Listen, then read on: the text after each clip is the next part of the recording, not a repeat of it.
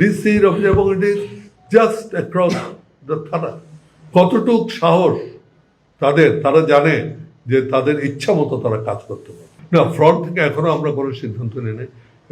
দুইটা সিদ্ধান্ত আছে। একটা হচ্ছে যে আপনারা জানেন আমাদের জাতীয় পার্টির একটা প্রতীক নিয়ে সমস্যা আছে, এটা আমরা আইনি প্রক্রিয়ায় আছি।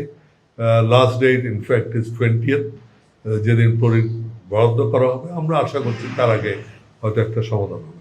যদি আমাদের প্রতীক হয়ে যায়, যদি আমরা দেখি যে পরিবেশ বদলিয়েছে এবং অনুকূলে আছে, তাহলে আমরা নিশ্চয়ই নির্বাচন করব। সাথে আমাদের ফ্রন্টে কিছু অন্যান্য দল আছে, তারাও ইয়ে করেছে, মনোনয়নপত্র জমা দিয়েছে।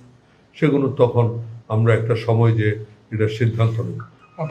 কালকে 4 তারিখ পর্যন্ত ইয়ে আছে, স্ক্রুটিনি আছে। স্ক্রুটিনির পরে আমাদের অনেকগুলো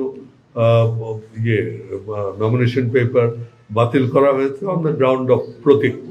আমরা এটার এগেনস্টে ইয়ে করছি, আপনার আপিল করছি টু দ্য ইলেকশন কমিশন।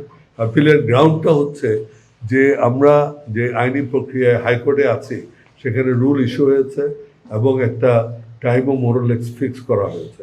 সাধারণত রুল ইস্যুর পরে টাইম ফিক্স করলে এইটার উপর কোনো আইনি কার্যক্রম করার কথা না। সেই হিসেবে আমরা এক্সপেক্ট করেছিলাম যে নির্বাচন কমিশন আপনার লাঙ্গলের বিষয় স্থগিত রেখে কোর্টের রায়ের জন্য অপেক্ষা করবেন, কিন্তু সেটা না করে তারা JM কাদের সাহেবকে সিগনেটরি করে দিয়েছেন, এবং যেটার কারণে আমাদের যে যেগুলো নমিনেশন পেপারগুলো আছে সেগুলো অবৈধ ডিক্লেয়ার হচ্ছে।